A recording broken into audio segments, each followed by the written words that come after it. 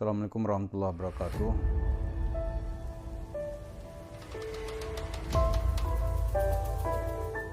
Para pemirsa, kita mendapat info-info baru.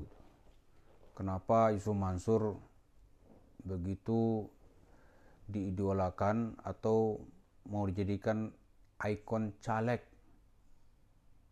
untuk pemilihan legislatif atau DPR RI dari Partai Perindo pada tahun 2024. Seperti yang kita lihat dalam beberapa waktu belakangan,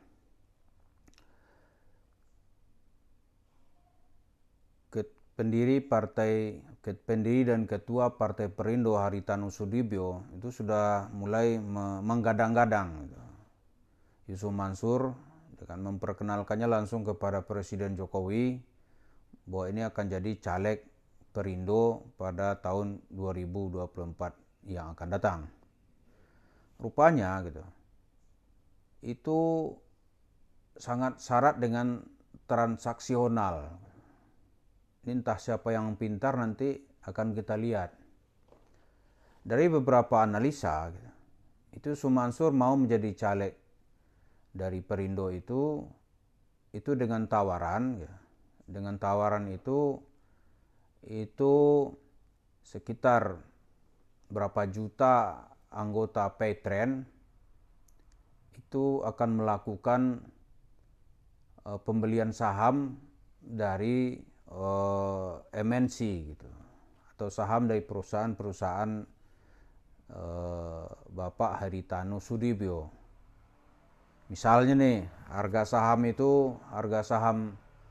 di lantai bursa itu Rp900. Nanti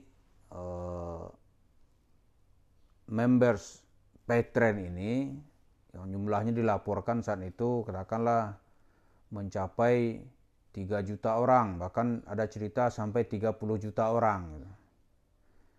Itu dijual di harga 1.500. Nah, selisihnya itu menjadi milik Yusuf Mansur.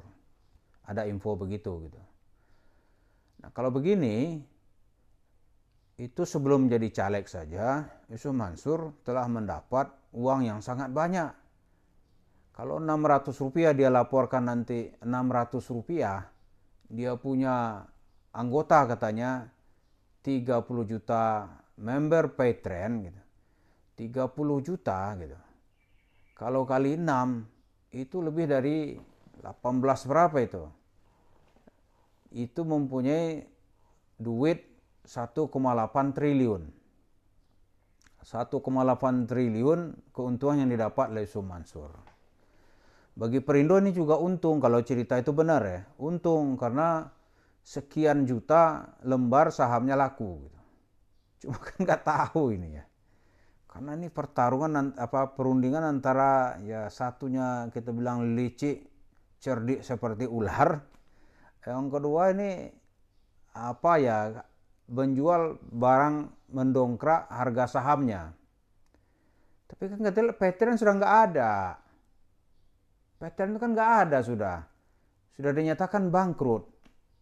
Untuk bayar gaji aja nyicil Tapi nggak tahu lah. Kalau ini memang benar-benar analisis begini terjadi Waduh, sangat dapat membayangkan betapa hebatnya nih zaman Nur Khatib Mansur ini. Ya kan? 1 juta kalau kali 100 saja 30 juta dikali 100 itu dia dapat duit berapa itu? 30 miliar. Ya kan? 30 miliar.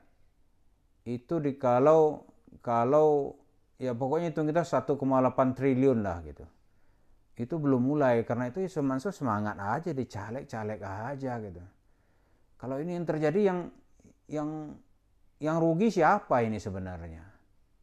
Kalau itu yang analisis seperti itu benar ya, itu yang rugi ya tentu Pak Haritanu Sudibyo, karena yang mau beli itu nggak ada. Paytrend udah bangkrut, anggotanya administrasi juga nggak ada kok. Atau nanti ya jumlah tadi itu daripada gue kembali ini uang anggota Petren ini gitu, gue potongnya 1.000 ya, itu kan nggak apa-apa gitu, 1.500 kali jumlah anggota. Jadi nanti kalau ada tuntutan urusan hukumnya udah belibet gitu, susah gitu. Sementara uangnya cuma 600 rupiah gitu, 1.000 gitu, ya kan, ya kecil lah gitu. Jadi nggak masalah gitu, kalau memang itu yang terjadi. Tapi kalau nggak ada yang beli, bagaimana?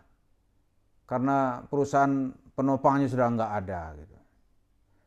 Nah yang kedua kita lihat public figure gitu. Itu tidak otomatis dia bisa mendulang suara dengan sesuai dengan popularitasnya. Memang popularitas itu salah satu modal sosial untuk mendapat mendulang suara. Tapi apakah setiap orang yang mempunyai popularitas tinggi bisa mendulang suara? Dalam sejarah politik ya banyak yang tidak juga.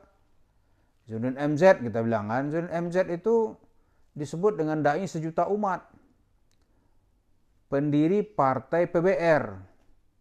Nah, pada pemilu 2004 dia maju dari Jakarta, karena kan dia sebagai putra daerah kan, putra daerah asli Betawi, tinggal itu di sekitar dekat di Radio Dalam, asli lah orang Jakarta. Dia maju dari Jakarta, nggak